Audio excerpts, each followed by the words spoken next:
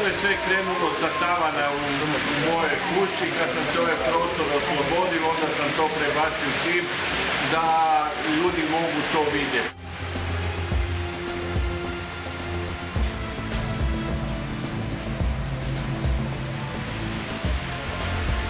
Svi doživljavaju kao dječju igru, međutim ovo je daleko od dječje igre. I ovdje je u nas u našem prostoru zaista koncentracija znanja. Elektronike, elektrike, informatike.